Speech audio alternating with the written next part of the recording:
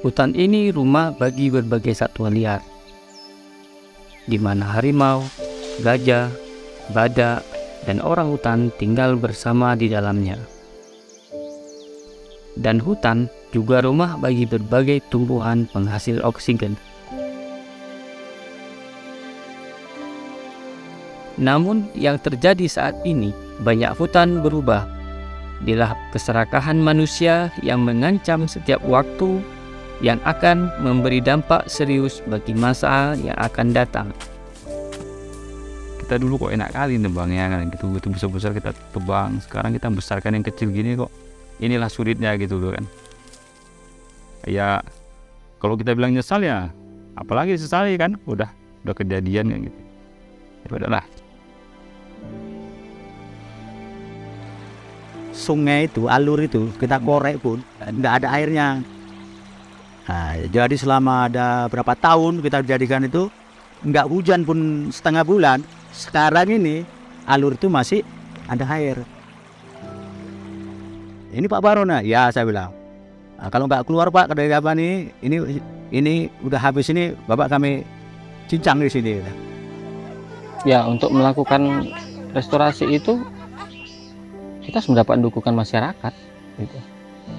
Karena kita melakukan restorasi itu di hutan-hutan yang berbatasan dengan masyarakat. Kalau masyarakat tidak bekerja sama-sama kita, bagaimana untuk sustainability-nya? Bagaimana hutannya ke depan gitu.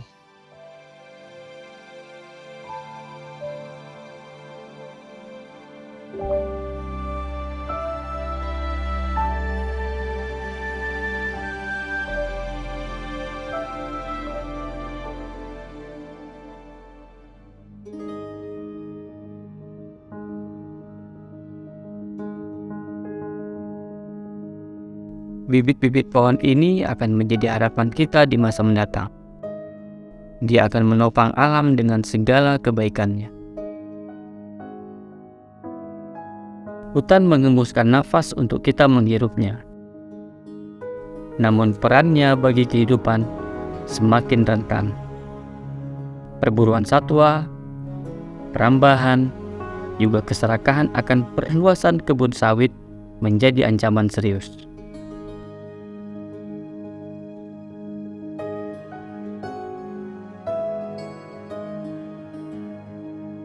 Ekspansi perkebunan sawit terus mendesak Leuser, menggerus habis fungsi ekologinya.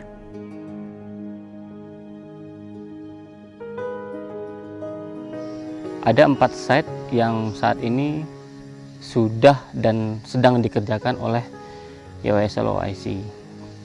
Restorasi Halaban, kemudian restorasi Bukit Mas, kemudian restorasi Cinta Raja 3, kemudian restorasi SM Rawasingkil.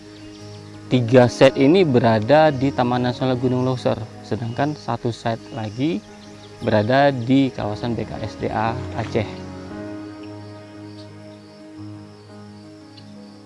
Keempat set ini merupakan habitat orangutan, makanya pemulihan ekosistem atau restorasi ekosistem di 4 lokasi ini menjadi penting karena merupakan habitat orangutan Sumatera yang merupakan salah satu dari 4 satwa kunci di kawasan ekosistem Leuser, selain gajah Sumatera, harimau Sumatera, dan badak Sumatera.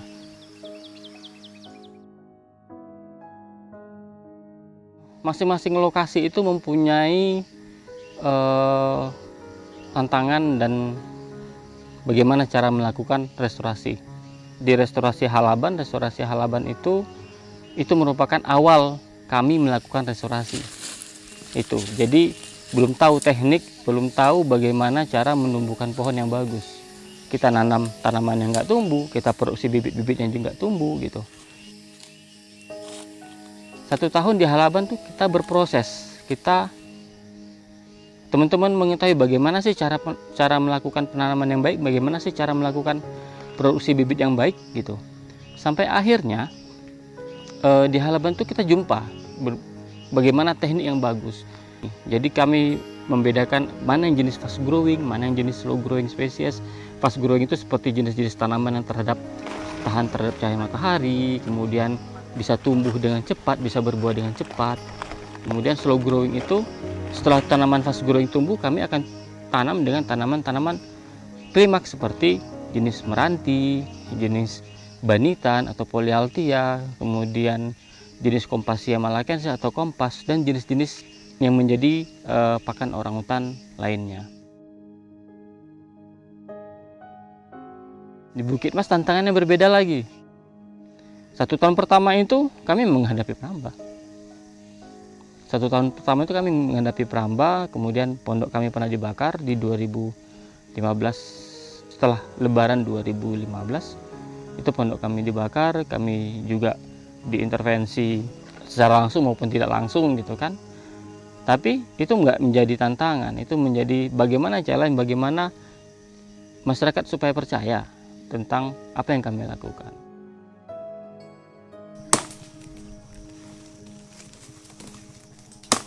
Pada tahun 2014 sampai kita operasi sama orang TN ini ya, kita masuk ke lahan, orang kampung sudah di pinggir batas. Ya, bawa barang, bawa apa semua. Jadi orang tuh tidak berani terus menyerang langsung. Karena ada kami BKU, ada beberapa dari kepolisian dan Koramil waktu itu. Nah, kami tetap melaksanakan ini juga. Nah, kalau udah malam itu di sana, kami tetap jagalah pondok itu. Nah, intimidasinya pada saat kira-kira udah berapa bulan, nah udah pada datang orang itu. Kami disuruh keluar.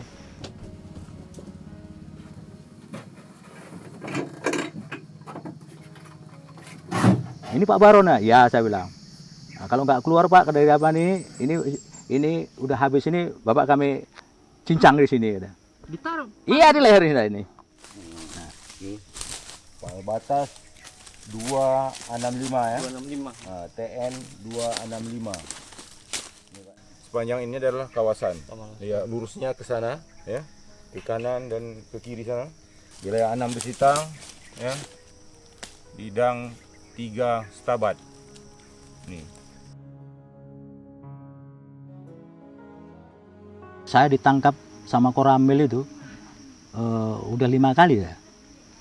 Ya gara-gara untuk perbatasan itu sama hutan itu. Membela ke hutan lah kami akhirnya. Nah, jadi sampai apalah. Karena saya itu sebagai kepala dalam itu gitu, pimpinan kelompok tani.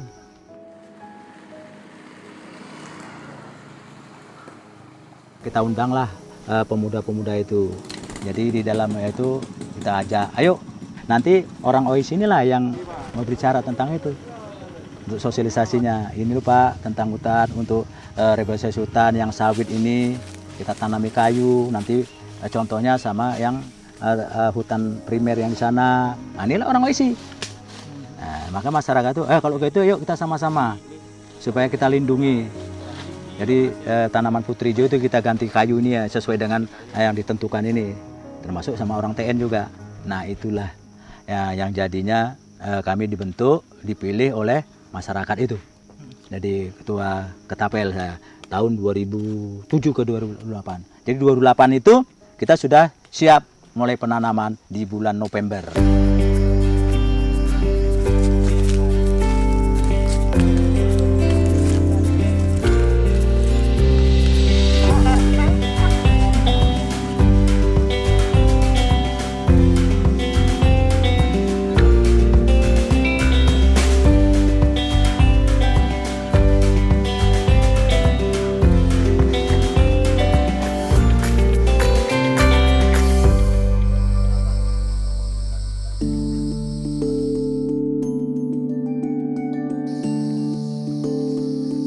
Kira-kira yang mereng dia bapaknya diberdirikan biar tegak dia, biar lurus dia.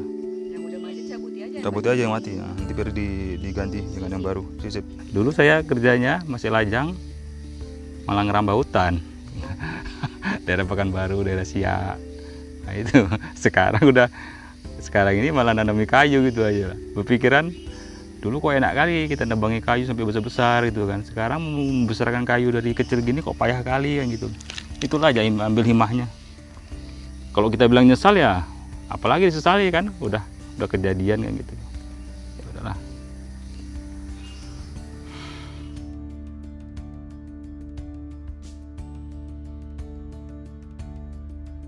Nah, Cinta Raja ini lebih cepat. Kenapa? Karena kita sudah belajar dari Halaban dan Bukit Mas bagaimana cara melakukan restorasi. Makanya di 2 tahun pertama kita sudah dapat pertumbuhan tanamannya, pertumbuhan tanaman baik, kemudian kita dapat before dan afternya yang sangat kentara sekali. Dari lokasi yang kosong bekas penambangan kelapa sawit menjadi lokasi yang menjadi tempat tumbuh berbagai vegetasi hutan, terutama dari ekosistem referensinya Taman Nasional Gunung Leuser. Ini juga ini medang. Memasuki tahun ke-6 udah seperti ini. Dulu sawit, plong kita lihat kan. Sekarang kita udah teduh di sini. Ini prestasi yang patut dicatat ya, kawan-kawan. Sejak 2012 kita memang aktif melakukan penindakan terhadap tindak pidana kehutanan, terlebih yang bentuknya adalah perambahan yang sudah permanen dalam bentuk perkebunan. Bahkan memang sebelum kita melakukan penebangan tegakan sawit yang ada di lokasi ini, di area seluas kurang lebih 75 hektar ini, kita juga ada hadangan dari pihak-pihak tertentu yang mengaku LSM sebagai kuasa hukum dari para petani yang ada di sini. Kemudian kita kedatangan Komnas HAM juga, tetapi semua berhasil kita jelaskan bahwa kita tidak dalam rangka menganiaya masyarakat kita, bahwa kegiatan yang mereka lakukan di sini adalah kegiatan yang melanggar hukum dan ada konsekuensi hukum. Maka bagi siapapun yang akan menghalangi kegiatan, kita akan lakukan proses hukum. Kita akan komitmen untuk ini tetap kita jaga sebagai pilot project juga. Bahkan kita akan mencari lokasi-lokasi lain yang mungkin di bidang 3 ini yang bisa kita lakukan hal yang sama. Karena kepentingan adanya hutan yang utuh adalah menyangkut hajat hidup orang banyak. Sementara keberadaan kebun adalah kepentingan sekelompok masyarakat atau oknum. Dan itu harus kita utamakan. Hajat hidup orang banyak, masa depan bumi ini sebagai penangkap karbon, siklus air, siklus mineral. Kita harus pertahankan dan kita akan tambah proyek-proyek seperti ini bersama dengan mitra kita. Ini jejak babi. Itu adalah jejak babi. Itu ada 2 sarang, yang satu sarang kelasnya sebelah kiri, kita nampak. Nampak tuh yang terakhir kan. Iya, baru satu lagi di sebelah sana. Berarti Ada ada di ini ya, dekat mewakili ada 2 posisi ya kan? Iya, mewakili 2 posisi dan 2 Langsung kayak, oh ini sarang orangutan. Iya. Oke. Oke. Ya, kita tarik dulu. Nah, dia ini patahan yang kita bicarakan tadi tuh ini nih. Iya benar. Nah, kan dia narik nih, karena dia pakai kekuatan jempol, dia ditariknya daun kayak ini. Krak, kayak gitu kan. Tanggalnya Tanggal jam 10.10 tanggal Mungkin. 1. Ades, pagakan Des, coba jadi harimau biar nampak kita kayak mana ukurannya. Oke, jadi selama dari 2019 dan kita pakai yang 2022 aja, selama 1 tahun itu tangkapan kamera trap kita ada kucing kuwu, gajah Sumatera, harimau Sumatera yang paling baru itu, terus garangan ekor pendek, babi, monyet ekor panjang, monyet ekor pendek.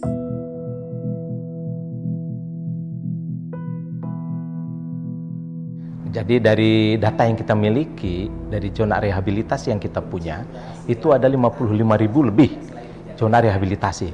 Artinya zona yang memang perlu dipulihkan. Dan target kami 2019 sampai 2023 itu ada kurang lebih 9.000 hektar. Dan sudah terrealisasi sampai saat ini, ya 2022 kemarin, itu kurang lebih 7.000 hektar. Nah, termasuk di dalamnya yang di Halaban ya kurang lebih 500 hektar, di Cintaraja itu kurang lebih 80 hektar kalau tidak salah ya, dan di Bukit Mas itu 100-an hektar kalau tidak salah. Nah, tetapi sukses story ini kalau kita tinggalkan, tidak dilakukan monitoring terus-menerus, tidak dilakukan pendampingan terhadap masyarakat terus-menerus, maka keberhasilan ini akan hilang. Oleh karena itu, upaya yang harus dilakukan adalah yaitu monitoring dan patroli secara rutin di lokasi itu. Dan kita harus carikan alternatif untuk pemanfaatan ke depannya. Barangkali bisa dimanfaatkan rutin untuk penelitian, research station atau stasiun penelitian, bisa juga dipakai untuk pengembangan wisata alam. Di lokasi itu kita kembangkan wisata alam, ya. Yang ketiga bisa juga bekerja sama dengan masyarakat lokal, ya. Masyarakat lokal, perguruan tinggi untuk dijadikan areal memang arboratorium atau laboratorium alam atau arboretum, ya, atau taman hutan istilahnya, yang bisa dimanfaatkan juga untuk wisata oleh masyarakat sekitar. Ini menjadi penting. Manajemen ke depan seperti apa, kolaborasi dengan para pihak seperti apa, supaya areal ini tetap terjaga, termonitor dengan baik, maka keberhasilan yang sudah dicapai tidak akan hilang, bahkan akan terus.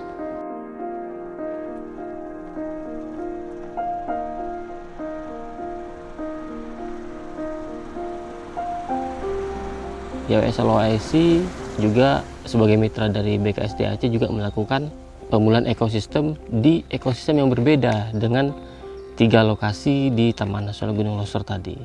Nah, ekosistemnya adalah ekosistem rawa gambut.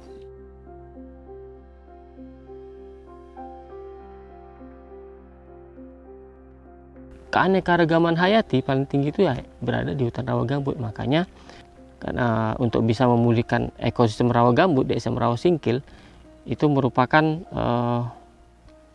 kebanggaan tersendiri, Bang, gitu, dan tantangan sendiri. Bagaimana sih ekosistem yang tadinya rusak bisa kita pulihkan, dan bagaimana metode-metode yang kita terapkan, gitu. Itu merupakan tantangan dan kebanggaan sendiri kalau misalnya itu berhasil, gitu. Ya, outputnya itu untuk orang hutan, untuk flora fauna, dan untuk keanekaragaman hayati yang ada di Indonesia pada umumnya.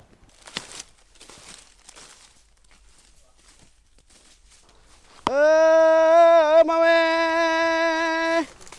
pak ke yo jame katro jame katro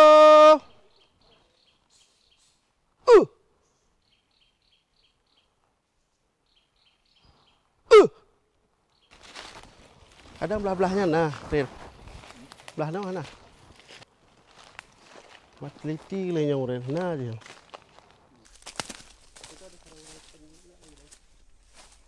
Juga nih, yang ini bawah. ini dia satu lagi di paling atas. Yang paling atas. Orang-orang hutan. Hutan ini gimana Bang ya? Kita bilang ya contohnya di sinilah nih, di restorasi kita nih. Kita sebelum ini kan mulai restorasi dari 2018 tuh. Saya sendiri terlibat dari pengukuran pertama nih, terlibat. Jadi saya ngerasain ada, kalau sekarang ada kenyamanan tersendiri, kita tenang. Kalau dulu nggak seadem sekarang Bang. Kita masuk aja, kita lihat begitu saya masuk patroli pertama tuh lihat, ini kawasan nih kok banyak sawitnya, sawit semua nih. Jadi kalau sekarang kan istilahnya ada rasa puas lah Bang, karena kita bisa walaupun nggak banyak, minimal kita bisa berbuat walaupun sedikit tapi bermanfaat. Kita bisa menghutankan kembali yang memang udah rusak. Nah, kita bisa bantu mungkin dengan mitra juga, dengan mitra kita bantu dengan adanya restorasi, sangat membantu Bang. Sehingga sekarang ya seperti kita lihat Bang, yang di tahun 2022 2023 sekarang udah lumayan bagus dari hasil kerja keras sama-sama juga Bang dengan tim.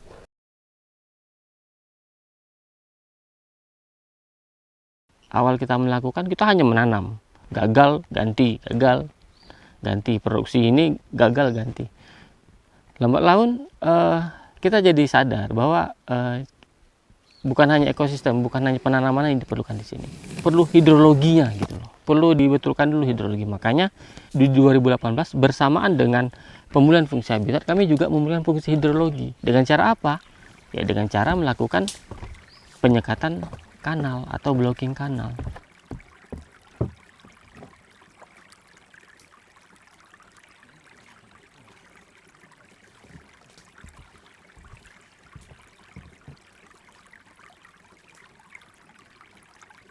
Pembelajaran yang kami dapat itu semua butuh proses. Untuk dapatkan hasil sekitar pondok yang abang lihat tadi sudah rapat tuh butuh proses kita untuk menempuh itu. Nggak ada yang instan. Jadi intinya itu untuk melakukan restorasi di rawa gambut kita harus sabar, kemudian kita harus lihat juga bagaimana alam bekerja gitu. Pada saat bibit banyak, ya kita produksi. Kita harus tahu kapan pohon di hutan itu berbuah, kemudian banyak bibitnya. Kita produksi bibit. Ya, produksi bibit itu merupakan salah satu kunci dalam keberhasilan restorasi, pemulihan ekosistem. Salah bibit, salah semua Bang. Gitu. Jadi kita harus tahu dinamika yang ada di dalam ekosistem referensinya. Di Hotel Ayani di Banda Aceh bulan Desember. Jadi memang di dalam proses pemulihan itu kan ada berbagai cara ya, ada yang berlangsung secara alami, ada juga yang dilakukan melalui campur tangan manusia lah gitu ya. Nah ini yang kita lakukan bersama-sama dengan teman-teman OIC di wilayah Tromon Timur. Kita sudah dalam kurun waktu 2018 ya, hingga saat ini kurang lebih ada 186 hektar ya yang kita sudah pulihkan gitu. SM Rawasingkil itu kan habitat dari berbagai jenis satwa liar yang ada ya.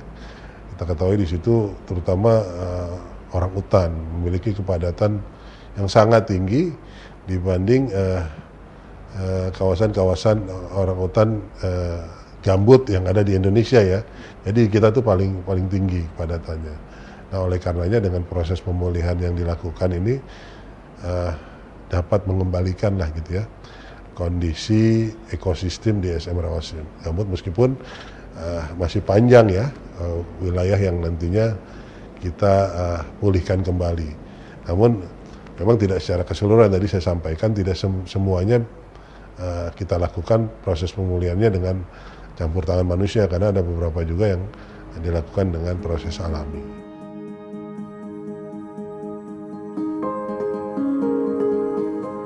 Pada akhirnya, dengan berbagai dinamika yang ada, restorasi yang kami kerjakan memberikan hasil yang cukup memuaskan. Lahan yang tadinya merupakan perkebunan sawit sudah tertutup kembali menjadi hutan.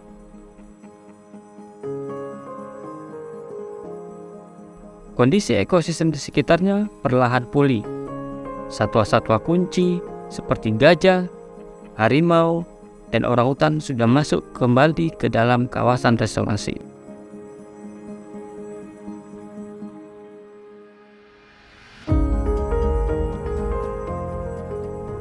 Restorasi yang kami lakukan di Leuser menjadi satu langkah kecil menyelamatkan benteng terakhir stabilitas iklim. Bisa terbayang bagaimana hutan Leuser hilang. Satwa akan kehilangan rumahnya. Pasokan oksigen semakin berkurang, bencana akan menjadi cepat atau lambat. Tidak ada kata terlambat untuk berbuat. Semua orang harus berkontribusi menyelamatkan hutan. Butuh 1 menit untuk menebang. Butuh waktu panjang untuk menumbuhkan satu pohon.